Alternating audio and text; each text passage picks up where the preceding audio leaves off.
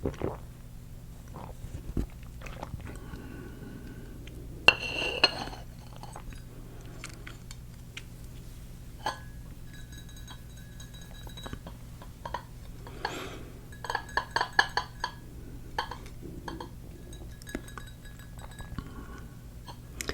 guys, welcome back to my channel.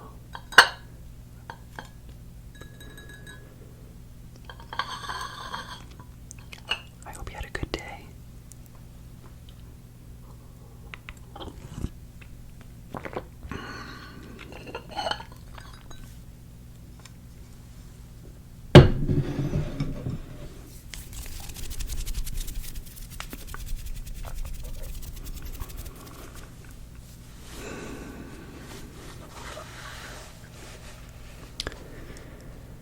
Thank you so much for being here for episode number 26 in the pursuit of financial independence. And this episode is titled $1 Million to Spend, which I thought would be appropriate to talk about this week as it relates to financial independence. If you're new to my channel, thank you so much for being here. If you like content like this, hit the like button. I would certainly appreciate it. And consider subscribing to my channel as well. This is just the beginning of me going through episodes of the past 15 to 18 years, sharing with my audience my thought processes during the years in which I was building wealth. And I chose to do it in an ASMR format. Because when I was younger and I had money problems, I could not sleep. Many sleepless nights did I lay in bed and look up at the ceiling and think about my monetary future and what a mess I had actually created for myself. When I think back to the Evan Thomas of being 24 years old, 25, 26, 27, 28, 29 years old, I was clueless when it came to understanding personal finance. And so my hope with this channel is that you have found me, and maybe you also have those same thoughts about money, that it confuses you, that it baffles you, that it bewilders you, and you just want to learn how people can build wealth over time. And I'm here to tell you, it is super simple. I believe that personal finance is 20% knowledge and 80% your behaviors.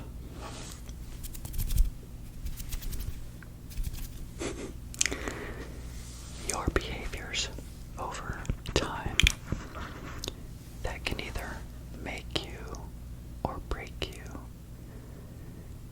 And as I've shared with you guys before, even at 40 years old, I was broke. I woke up one day when I was 40 and I said, you know what, Evan, this is make it or break it time. I did not have another several decades to figure things out. So I would encourage you to do the best you can with money, and I'll be here with you every step of the way. So this week, again, we've been talking about in 2011, how did I feel?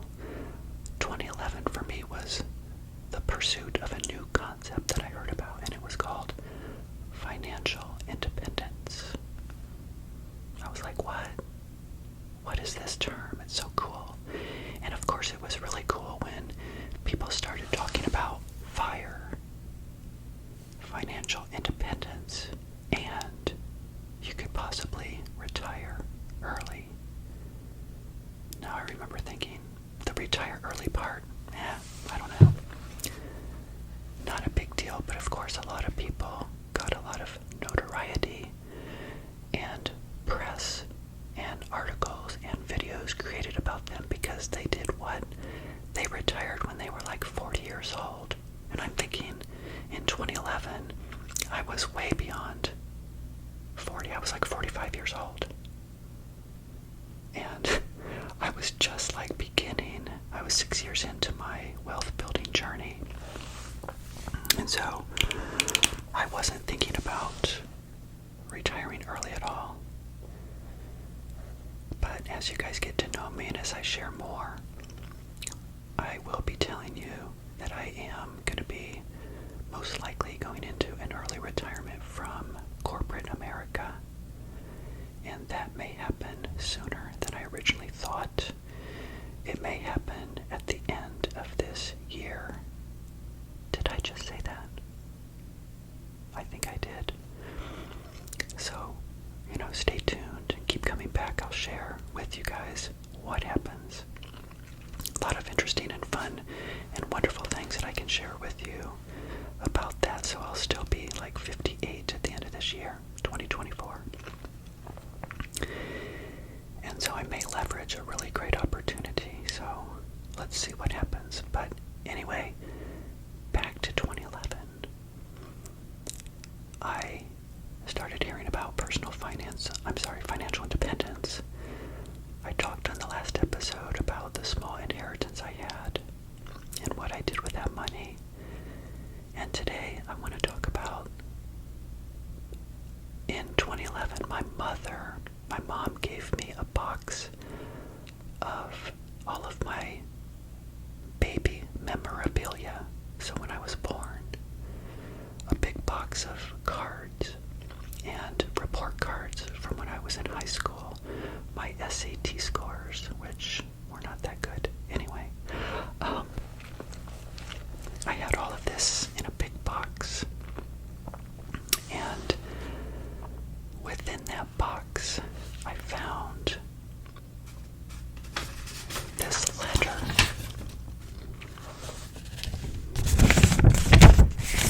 that I'm covering up my real name at the top, but I wrote this letter or article September 22nd of 1976 when I was in, I guess, the 5th grade. I was 10 years old. So I'm going to share with you what I wrote. It was called $1 Million to Spend.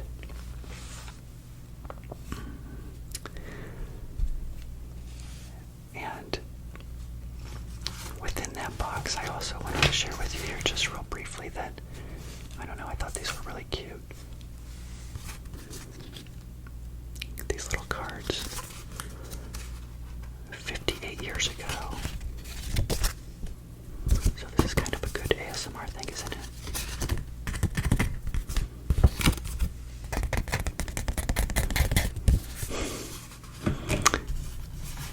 This one says, "Congratulations and happy wishes." I don't know who these people are. Jean, Barb, David, Lori, and Frank. I don't know. But look at these cards, aren't they amazing?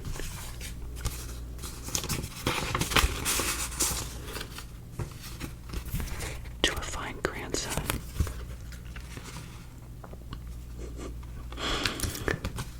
My real name was in there, so I can't show you that one. Congratulations and happy wishes. Oh, look at this one. To a great team.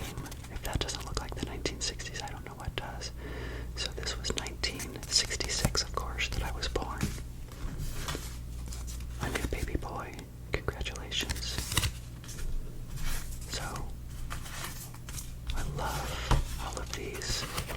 Oh, that's when I was 1 year old, I guess. This one. My grandmother. That's cute. I can't show you that. It has my real name on it. Look at this one. A little sun.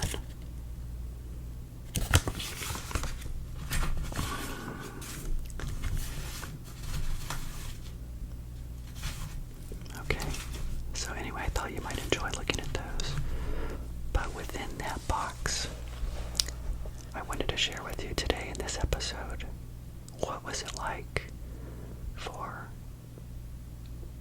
myself at 10 years old, writing an article called $1 Million to Spend. Let me set this up for you though, because there was some controversy about this, which I think was really interesting. So in 1976, again, I was 10 years old. I was in the 5th grade. The teacher's name, I think, was Miss Christensen or Christian or something like that. Really nice lady. She was probably only like 25 or 30 at the time. I have no idea. She may have been younger than my mother. Again, I don't know. But I really looked up to her, and I remember she told the entire class that she had a very rich and wealthy relative, and that this rich and wealthy relative was giving her millions of dollars, and that she was going to give us each items that we could write about in an article that we were going to write in class called $1 Million to Spend. Now, is that crazy or what? So she actually told us, she said, it's not a joke. I'm going to give you the opportunity to write a paper, and then I will give you the items. Well, that really did not go well with the parents. I remember running home and telling my mom that I thought I was going to get $1 million. And then the teacher sat us down the next day and apologized. It was like this big controversy. I'm surprised she didn't get fired. But anyway, I guess she did that because she wanted us to see how creative we could be to write an article. So I wanted to share this with you.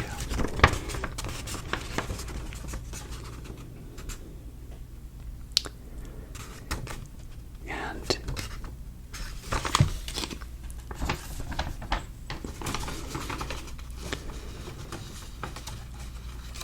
my name is at the top. It says September 22nd, 1976. It says $1 million to spend. It's underlined, and I spelled million wrong and dollars. So, before I go on, I remember I looked over at my friend Jenny in the class, and I remember looking at her and I said, I can't believe it. So I remember thinking that this was real. So, $1 million to spend. It says a color TV,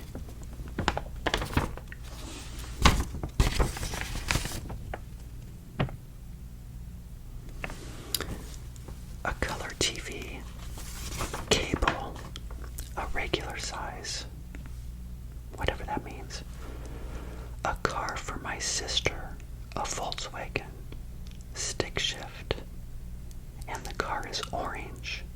I spelled that wrong.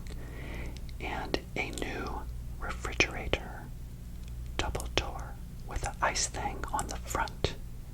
I spelled refrigerator wrong, orange wrong, and front wrong. Now, why I wanted an orange car for my sister, I don't know, but I do like the color orange. A new refrigerator, double door, probably because my family was renovating our house, and I probably heard my mom talking about a refrigerator with a double door or something like that.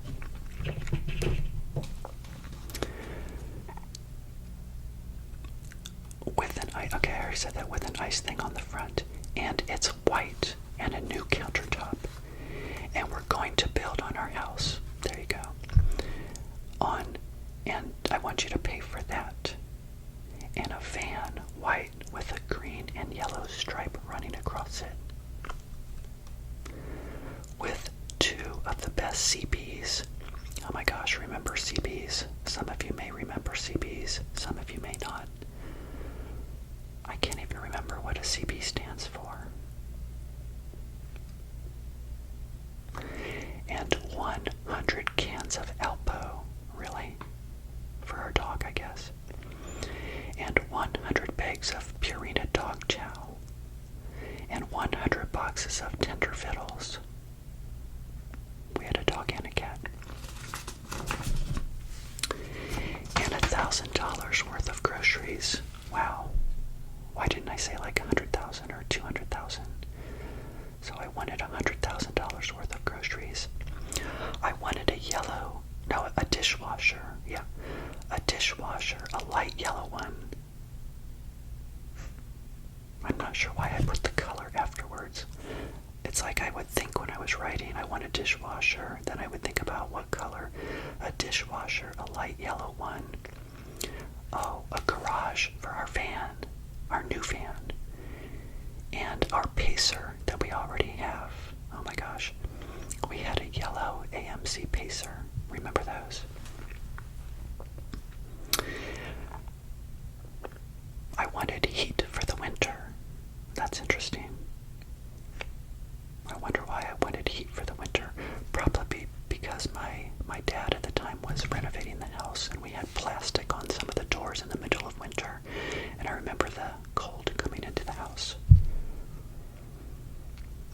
And I wanted a Corvette for my brother. I was really good to my siblings, huh?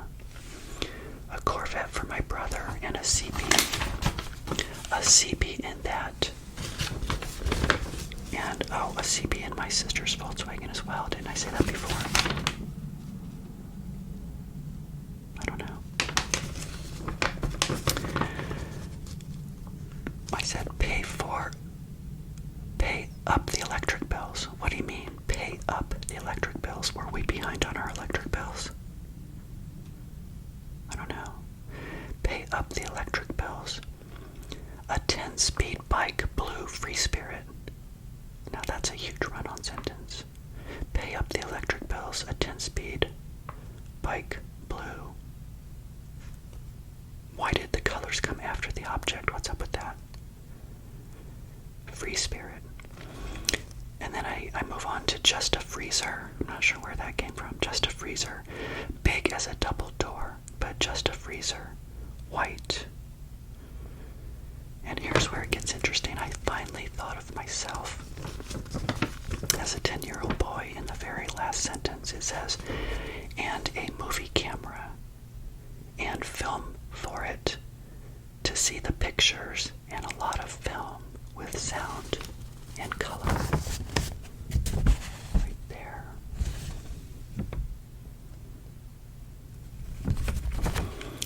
I was obsessed with movie cameras and video production and all sorts of things, so I'm so glad in 10 years I thought of myself. But I thought that would be interesting to share with you in this episode because in 2011, when my mother gave me the box and I went through those cars and I found that article, it really started to solidify the fact that I had always been thinking about building wealth. I always knew that there would not be somebody that would give me wealth. It would be something that I would have to acquire on my own. And knowing that I struggled so much in my 20s, in my 30s, it was the time in my life when I knew I had to pursue financial independence and that it was time. It was more than time. I had enough income coming in from my job and I had to make the right decisions. So I would encourage all of you right now, while you're listening to these stories, to think about your own life. Think about your own ability to build wealth. Don't squander it all on things that are in the moment for today. Give yourself an opportunity to live in today and give yourself certain things that you can enjoy. There's nothing wrong with that. But start to segue and think about the engine that you can create for a future that can pay income for you in and of itself based on the sheer size of the engine that you build. Think back to that analogy that I shared with you in this episode.